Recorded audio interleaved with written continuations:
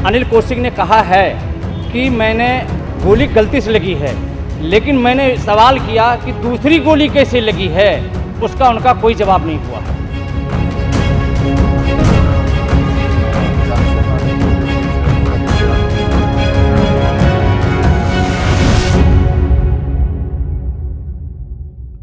दोस्तों, मुझे यहाँ पे राहत इंदौरी साहब का एक शेर याद आ गया। लगेगी आग तो आएंगे घर कई जद में, लगेगी आग तो आएंगे घर कई जद में, यहाँ पे सिर्फ हमारा मकान थोड़ी है। देखिए, ये गाय के नाम पे अगर गुंडागर्दी ना हुआ करती तो आज ये 18 साल का आर्यन जिंदा होता। देखिए किस तरीके का मामला पेश आया है। मैं आपको रविश कुमार की पूरी रिपोर्ट सुनाने वाला हूं। आप देखिए, मैं आप लोगों से गुजारिश यही करूंगा कि उल्टे सीधे कमेंट से बचे, इंसानियत वाली नज़र से आप इस वीडियो को देखेंगे, गलत कमेंट बिल्कुल नहीं करेंगे और इस वीडियो को ज़्यादा से ज़्यादा शेयर ज़रूर करेंगे ताकि लोग जो है इससे सतर्क हो जाए कि देखिए किस तरीके से गायों के नाम पे लोग जो संस्था बनाते हैं और उसके बाद इस तरीके से खुली गुंडागर्दी क्या करते हैं, जिसकी वजह से आज एक 18 साल का नौजवान नौनिहाल, चाहे किसी भी माँ का बेटा हो, चाहे वो हिंदू माँ हो या मुसलमान माँ हो, माँ तो माँ होती है। आज उसकी गोद, आज उसका एक लाल उजड़ गया है, इस दुनिया से चला गया है। तो ये किसकी गलती है? ये इन लोगों को कौन शय दिया करता है? इन लोगों को कौन इस तरीके से खुली जो है आज़ादी दे रखा है कि इस तरीके से लोगों को मारे पीटे और क्या क्या करते हैं? तो मैं आपसे गुजारिश करूंगा, गलत कमेंट ना करें, इंसानियत की नज़र से इस वीडियो को देखिएगा और ज़्यादा से ज़्यादा शेयर ज़रूर कीजिएगा। रविश कुमार की पूरी रिपोर्ट आपके स्क्रीन। नमस्कार, मैं रविश कुमार। फरीदाबाद में 12वीं के एक छात्र आर्यन मिश्रा की हत्या हुई है। मीडिया रिपोर्ट में यह बात आई है कि गौ रक्षकों ने आर्यन मिश्रा को गौ तस्कर समझ लिया और गोली चला दी। अखबारों में भी यही सब छपा है, लेकिन घटना के 10 दिन बाद पुलिस ने इसे स्थापित क्यों नहीं किया? जब प्रेस कॉन्फ्रेंस हुई तब उस प्रेस कॉन्फ्रेंस में पुलिस ने इनके संगठनों का नाम क्यों नहीं लिया? इनके किसके साथ राजनीतिक संबंध हैं उनका नाम क्यों नहीं लिया? 23 अगस्त की रात की घटना है।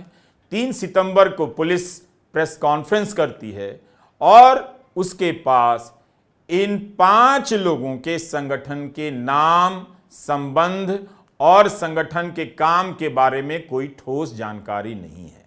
10 दिन गुजर गए, पुलिस के पास इतनी भी जानकारी नहीं कि ये गौ रक्षक हैं, इनके संगठन का नाम क्या है। क्या इस प्रेस कॉन्फ्रेंस में पुलिस दबाव महसूस कर रही थी? आधिकारिक जवाब तो यही होगा, हम दबाव में तो काम करते नहीं। लेकिन इसी पुलिस ने, आगे मैं बताऊंगा, कि इनके संगठन का नाम लिया है। 5 लड़कों को आर्यन की हत्या के आरोप में गिरफ्तार किया गया है। सबके चेहरे पर जो नकाब डाली गई है वो झग सफेद है, नई लग रही है, कानूनी प्रक्रिया का हिस्सा है। चेहरा इस कदर ढका है कि कोई चाहे भी तो सोशल मीडिया में मौजूद इनकी तस्वीरों से मिलान नहीं कर सकता।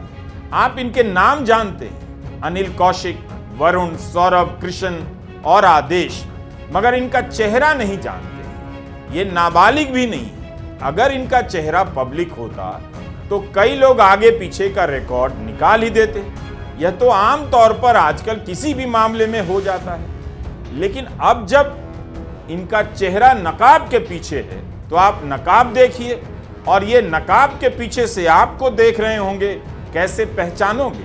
हमने क्या किया है यह तो जान सकते हो, लेकिन हम कौन हैं यह पता ही नहीं चलेगा। अब सब कुछ पुलिस पर निर्भर है कि वो गौ तस्कर है या नहीं। गौ तस्कर पकड़ने का लाइसेंस इन्हें किसने दिया? इनके संगठन का नाम क्या है? संगठन के सदस्य के नाते ये किन किन नेताओं से मिलते हैं? मुख्यमंत्री से मिलते हैं, मंत्री से मिलते हैं, सांसद से मिलते हैं या विधायक से मिलते हैं? और इन्हें रात को गौ तस्करी रोकने का लाइसेंस किसने दिया? इनके पास बंदूक कहां से आई? इसलिए जब पुलिस ने कहा कि हम सभी मामलों की जांच कर रहे हैं, तब शक गहरा गया और लगा कि इस पर वीडियो बनाना चाहिए, क्योंकि पुलिस बहुत सक्षम होती है, ये ऑफिसर बहुत काबिल होते हैं। उनके लिए यह पता करना कोई बड़ी बात नहीं कि जो उनके कब्जे में है उनका संबंध किस किस से है, गौरक्षा के नाम पर उन्होंने कौन सा संगठन बनाया है और ये क्या काम करते हैं, इनका पुराना रिकॉर्ड क्या है, सब पता कर सकते हैं। अनिल कौशिक, वरुण, सौरभ, कृष्ण और आदेश फिलहाल हत्या के आरोप में पुलिस की गिरफ्त में हैं और इन लोगों ने 12वीं के एक छात्र 19 साल के आर्यन मिश्रा को गौ तस्करी के झांसे में गोली मार दी। चरखी दादरी में इसी तरह के आरोप में साबिर को पीट पीट कर मार डाला गया।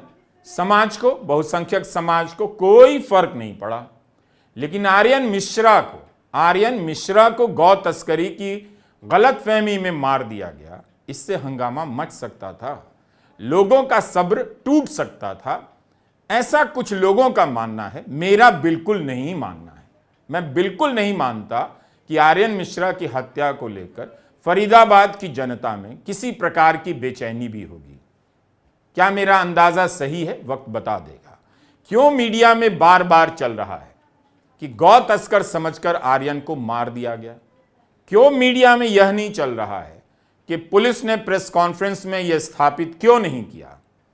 आर्यन के पिता की स्थिति इस वक्त समझी जा सकती है। वे कई लोगों का नाम ले रहे हैं, कई कारण बता रहे हैं, लेकिन मीडिया क्यों लिख रहा है और क्यों लिखा? कई जगहों पर यह छपा है कि गौ तस्कर समझकर आर्यन को गोली मारी गई है। इंडियन एक्सप्रेस की रिपोर्ट है, इसमें छपा है कि पुलिस ने कहा है 5 लोगों को हिरासत में भेजा गया है।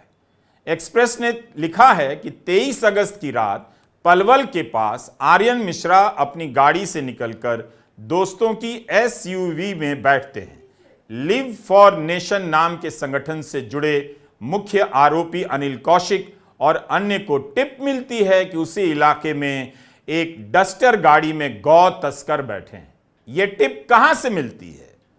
कौन देता है? इनका नेटवर्क क्या है? एक्सप्रेस ने लिखा है कि आरोपी गाड़ी का पीछा करने लगते हैं और चलती गाड़ी पर गोलियां चलाते हैं। 2 गोलियां आर्यन को लगती हैं, आर्यन की मौत हो जाती है।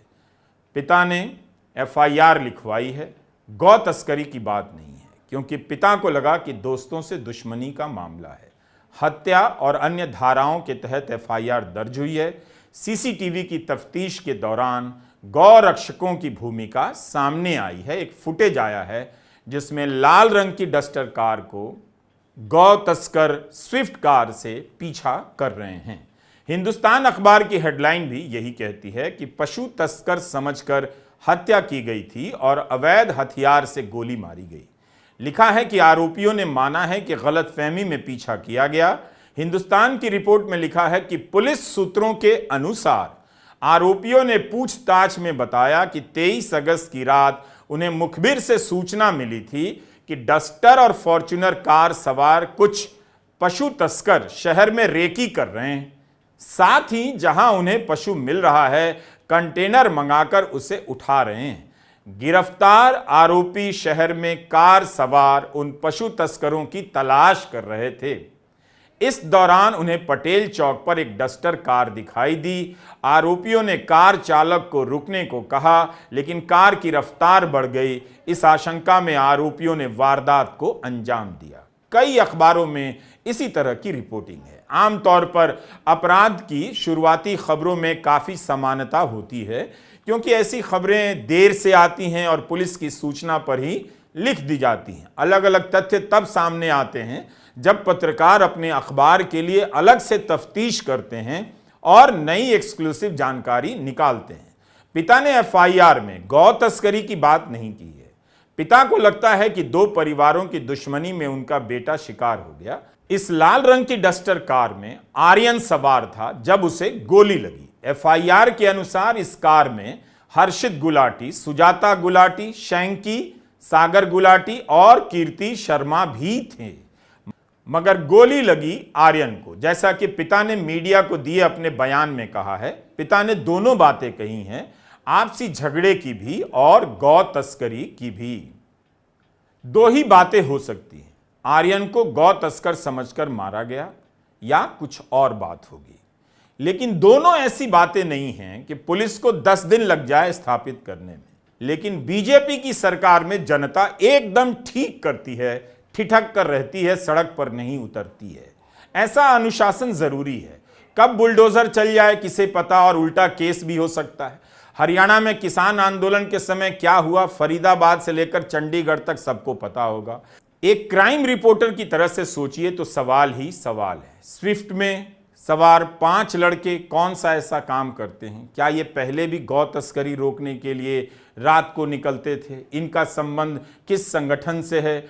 अगर आर्यन मिश्रा को कोई गौ तस्कर समझ भी ले तो क्या उसे अधिकार है कि गौ रक्षक बनकर वो गोली चला दे? इसलिए आर्यन मिश्रा की मौत ने गौ रक्षा की इस बोगस राजनीति की पोल खोल दी है। अब देखिए, हापुड़ में कासिम को भीड़ ने पीट पीट कर मार दिया कि गौ तस्करी कर रहा था, लेकिन जब कोर्ट में मामला पहुंचा तो भीड़ की बात गलत निकली और 10 लोगों को उम्र कैद हुई। तो यह पैटर्न हो सकता है कि गोली चला दो और बाद में कथित रूप से गौ तस्कर बता दो। हरियाणा के चरखी दादरी में साबिर को पीट पीट कर मार डाला गया। असीरुद्दीन आरोपियों के हाथ बच गया, वरना वह भी इनकी चपेट में आ ही गया था। अभिषेक उर्फ शाका, रविंद्र उर्फ कालिया, मोहित, कमलजीत, साहिल उर्फ पप्पी जेल में हैं। अभी यह खबर चल ही रही थी कि मुख्यमंत्री का बयान आता है कि इन्हें कौन रोक सकता है, मामला भावुक है, इस तरह का आता है। लेकिन यहां मुख्यमंत्री से पूछा जा सकता है कि आर्यन मिश्रा को गौ तस्कर समझकर मारा गया, क्या तब भी आप नहीं रोक सकते? आप नहीं बता सकते कि गौ रक्षा के नाम पर सड़क पर निकले ये लोग कौन हैं? तभी तो मैं सवाल कर रहा हूं कि फरीदाबाद की पुलिस को 10 दिन बाद भी क्यों नहीं पता कि आर्यन को मारने वाले कौन हैं, इनका किस संगठन से नाता है, इनके संगठन का नाम क्या है, ये लोग कौन हैं जो रात को निकलते हैं और दूसरों की कारों का पीछा करते हैं? क्या मीडिया ने कहानी बनाई, गलत रिपोर्टिंग की, या पुलिस अब कहानी बना रही है? 24 अगस्त की रात को एक इंसिडेंट हुआ था जिसके अंदर एक आर्यन नाम के युवक की जो है गोली लगने से मृत्यु हुई थी। उसी संदर्भ में FIR नंबर 227 जो है वो NIT फरीदाबाद के अंदर 103 BNS के सेक्शंस और अदर रेलेवेंट सेक्शंस के तहत दर्ज जो है वो की गई थी। उसी संदर्भ में क्राइम ब्रांच की जो टीम है उसको कमिश्नर साहब के द्वारा आदेश मिले थे इस मैटर को इन्वेस्टिगेट करने के लिए। मल्टीपल टीम्स जो है इस मैटर को ट्रेस करने के लिए काम कर रही थी। क्राइम ब्रांच 30 की टीम को इसी मामले के अंदर कामयाबी मिली और घटना के 5 दिन के बाद क्राइम ब्रांच 30 की टीम ने 5 आरोपियों को गिरफ्तार किया, जिनका एक का नाम अनिल है, दूसरे का नाम कृष्ण है, एक का नाम वरुण है तथा जो 2 अन्य आरोपी हैं उनका नाम आदेश और सौरव है। सभी 5 आरोपियों को गिरफ्तार करके माननीय न्यायालय में पेश किया गया तथा वहां से 2 आरोपियों का जो पुलिस रिमांड सीख किया गया था। रिमांड के दौरान जो वारदात के अंदर जो स्विफ्ट गाड़ी यूज हुई थी वो गाड़ी को बरामद कर लिया गया है तथा जो वेपन जिससे फायर हुआ था उस वेपन को भी जो है वो बरामद कर लिया गया है। सभी आरोपी जो हैं वो फरीदाबाद के रहने वाले हैं और उनको अभी जो है वो पुलिस कस्टडी के अंदर भेज दिया गया है। मैटर की जो इन्वेस्टिगेशन जो प्रारंभिक जो इन्वेस्टिगेशन है उसमें सामने आया कि जो आरोपी है और जो मृतक है वो एक दूसरे को जानते नहीं थे। उनका अभी तक का कोई सच पीछे कोई कॉन्स्पिरेसी या फिर किसी तरीके की रंजिश कोई सामने नहीं आई है। आपने कहा ये जानते नहीं थे एक दूसरे को, फिर ऐसे कोई किसी पे भी रैंडमली गोली जो अभी तक इनिशियली जो चीज़ सामने आई है जो पूछताछ के अंदर, ये जो गलतफहमी के अंदर गोली जो है वो चलने की बात है वो सामने आई है। जो आरोपी हैं उनको लगा कि ये किसी तरीके कोई आपराधिक व्यक्ति हैं जो किसी आपराधिक वारदात को अंजाम करने के लिए आए हैं और उन्होंने इसी उसके अंदर उसे प्रोटेक्ट करने के लिए किया। लेकिन जो वर्जन है अभी इसको वेरीफाई किया जा रहा है। मैटर मैंने बताया कि अभी अंडर इन्वेस्टिगेशन है। अगर कोई भी चीज क्लियर होगी तो आपको जरूर इस बारे में। पुलिस क्यों चुप हो गई? क्या चुप हो गई? टाइम्स ऑफ इंडिया की रिपोर्ट में तो ACP क्राइम अमन यादव का बयान छपा है कि गौ रक्षकों ने धोखे में मारा है। साफ साफ लिखा है कि ACP क्राइम अमन यादव के अनुसार अनिल कौशिक, वरुण, कृष्णा, आदेश और सौरभ आरोपी हैं। अनिल कौशिक गौ रक्षक ग्रुप चलाता है, बाकी लोग उसके सहयोगी हैं। इन सभी को न्यायिक हिरासत में लिया गया है। आर्यन को गर्दन और सिर में गोली लगी, नजदीक से गोली मारी गई। जब उन्होंने देखा कि कार में औरतें बैठी हैं तो गलती का एहसास हुआ और वे मौके से भाग गए। इंडियन एक्सप्रेस ने भी लिखा, हमने बताया कि Anil Kaushik life for nation नाम का ग्रुप चलाता है। जो गौ रक्षा करता है। एक्सप्रेस लिख रहा है, टाइम्स ऑफ इंडिया लिख रहा है, पुलिस यही कह देती कि यह सब बकवास लिखा जा रहा है। गलत है। हम 10 दिन से जांच कर रहे हैं, अभी तक ऐसी बात सामने नहीं आई कि ये गौ रक्षक हैं या इनका कोई लाइफ फॉर नेशन नाम का गौ रक्षा से संबंधित कोई संगठन है। पुलिस ने कहा ऐसी बात है तो जांच करेंगे। तो क्या हुआ? क्या चुनाव है इस वजह से? पूछा तो जा सकता है। आज पुलिस ने खुलकर क्यों नहीं कहा कि अनिल कौशिक गौ रक्षक का संगठन चलाता है? क्यों कहा कि जो बातें आई हैं उनकी जांच होगी? मीडिया में तो उन्हीं के बयान के हवाले से यह सब छप चुका है। हमने 3 अखबारों की रिपोर्ट का हवाला दिया आपको। साबिर और कासिम की जब हत्या होती है, नासिर और जुनैद की जब हत्या होती है, तो ऐसा नहीं है कि उनके मामले में पुख्ता सबूत होते हैं। संदेह के आधार पर ही तो उनकी हत्या कर दी गई। हरियाणा के ही भिवानी में जुनैद और नासिर को जला दिया गया। जीप की सीट से बांधकर जीप में आग लगा दी गई। गौ तस्करी का आरोप लगा दिया गया। समाज ने चुप्पी ओढ़ ली। तब नेता गौ रक्षा की बात करने लग जाते हैं, क्योंकि उन्हें गौ तस्करों के नाम पर इन गौ रक्षकों को बचाना होता है जो हत्या के अपराध में शामिल होते हैं। ऐसा कई जगहों पर और कई बार देखा गया है। लेकिन अगर इसी तरह के आरोप में आर्यन मिश्रा की हत्या हुई है, गौ तस्कर समझकर हत्या हुई है, तब आप गौ रक्षकों को कैसे बचाएंगे? कैसे आप कहेंगे कि इनकी पहचान मत छिपाओ, पता लगाओ कि किस राजनीतिक दल से जुड़े लोग हैं ये, इनकी राजनीतिक गतिविधि क्या रही है? जो भी है, अनिल कौशिक, वरुण, सौरव, कृष्ण और आदेश हत्या के आरोप में जेल में हैं और 12वीं के एक छात्र की जिंदगी समाप्त हो चुकी है। इस तरह के मसले पर हमने कई बार देखा है कि बहुसंख्यक समाज चुप हो जाता है क्योंकि साबिर और कासिम मारा जाता है, लेकिन पहली बार उसके सामने ऐसा मामला आया है तब भी वो चुप है क्योंकि आर्यन मिश्रा की हत्या हुई है। अभी यह स्थापित नहीं हुआ है, मगर मांग तो की ही जा सकती थी कि पुलिस संगठन का नाम ले, गौ रक्षकों का चेहरा बताए, राजनीतिक संबंध बताए। गौ रक्षक बनकर हत्या करने वाले समाज के राजनीतिक एलिमेंट बन चुके हैं, हिस्सा हैं। अब इनका विरोध करना उस राजनीति का भी विरोध करना हो जाएगा जिसने इन्हें पैदा किया है, इन्हें हिम्मत दी है कि बंदूक लेकर रात को सड़क पर निकलो, गौ तस्करी के नाम पर गाड़ियों को चेक करो। आर्यन मिश्रा की खबर आई है तब से सोशल मीडिया पर लिखा जा रहा है कि अब यह आग अपने ही घर में पहुंच गई है। बहुसंख्यक समाज को चुप रहना ही होगा, व्हाट्सएप अंकिलों को भी चुप रहना होगा, क्योंकि तब उन्हें गौ रक्षा के नाम पर किसी की हत्या करने वालों को गुंडा और हत्यारा कहना पड़ जाएगा। और वे ऐसा नहीं कह सकते, उनके बस की बात नहीं रही। इसलिए आर्यन मिश्रा की हत्या को लेकर कोई बहुत परेशान उग्र नजर नहीं आएगा।